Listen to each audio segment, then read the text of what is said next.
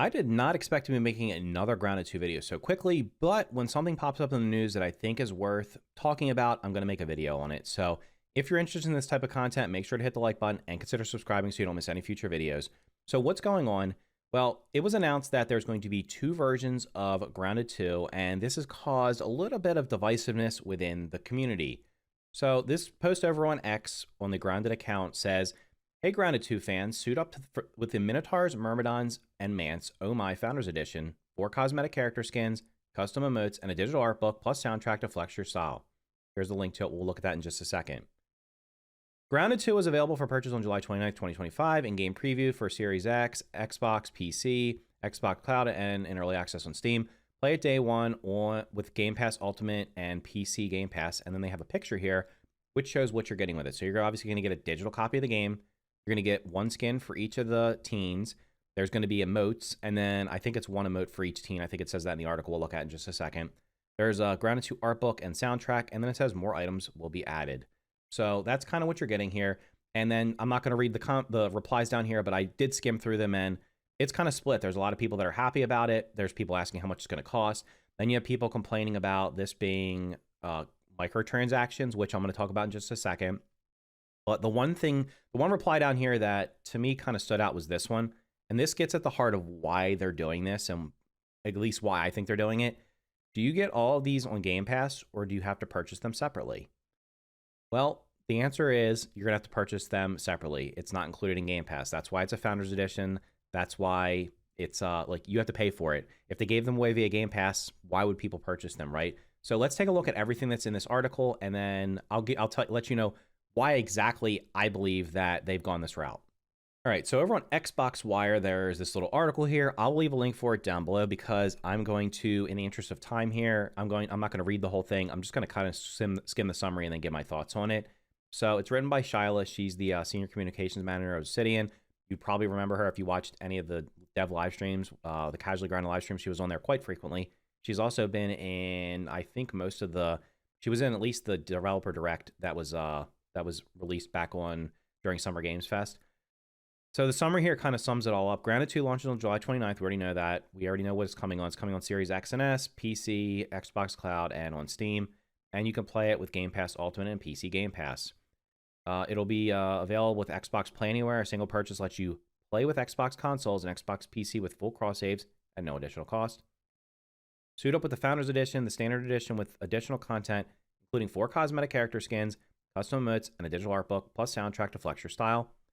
Play your way with accessibility options like arachnophobia mode, safe mode, readme, and more from day one. Everyone gets a gift. The Tools of Your decorative set is free for all players jumping into Grounded 2. So everyone's going to get a bonus. However, if you want these extra skins and you want the art book and soundtrack, you're going to have to purchase the $10 Founders Edition or the $10 upgrade for it. So it does say more items will be added with secrets. So there is more to come for this. So you're getting at least this plus something else. The addition down here, the main thing that I want to, like I said, I'm not going to read this whole thing. The main thing that that I wanted to point out down here is that it's all decorative. Does not affect gameplay. It is completely cosmetic. It literally says stylish cosmetics to help you stand out. It does not affect gameplay. Everyone's getting the Tools of Effigy, or the set of tools, as you call the Tools of Your. So, of course, these are the Pebblet Axe, the Pebblet Hammer, the Repair Tool, and the Acorn Shovel. Now, why are these in here like this? Well, because as you've seen in the lead up to the game, they're introducing something called the Omni Tool, which essentially combines all these into one tool. The reason they did that was to save backpack space. So, essentially, this is the main thing here. None of which will affect gameplay or progression. So, none of this stuff that's shown here, none of these cosmetics, you're not going to get special bonus powers from having any of these armors on or these skins as they are. Obviously, emotes won't affect it in any way. These look like they're just things that go on the wall. So that's obviously not going to affect it, but everybody gets those. But none of this affects gameplay or progression. And I am a firm advocate of putting things in games to allow, giving players ways to support developers that they want to support. I will give you an example of how I've done this. I have purchased every single supporters pack for Deep Rock Galactic, even when I wasn't playing the game, and I haven't played it in a while. If they released one today, I would just go buy it because I want to support the developers of that game. the future games they're releasing. I even bought the supporter pack for Deep Rock Galactic Survivors, which was like the Vampire Survivors like version of it, which I played and didn't even think was that great at the time. It's gotten better, but didn't even think it was that great. I still bought it. It was like a couple dollars extra. I bought it because I want to support the studio. So this is completely optional for you. If you want to support the studio financially, then you do it. If you don't want to support them or you can't afford to support them, you still get to enjoy the game, and you will have the experience for you will be completely the same because none of this affects gameplay or progression. So why are they doing this?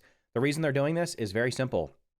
It's become blatantly obvious that Microsoft is pushing Xbox to get away from Game Pass. There's been lots of layoffs from Xbox studios. There's been lots of layoffs from game developers across the entire array of game developers. Lots of studios have closed down, and there's downsizing. The reason for that is because there was explosive growth during COVID that could not be sustained.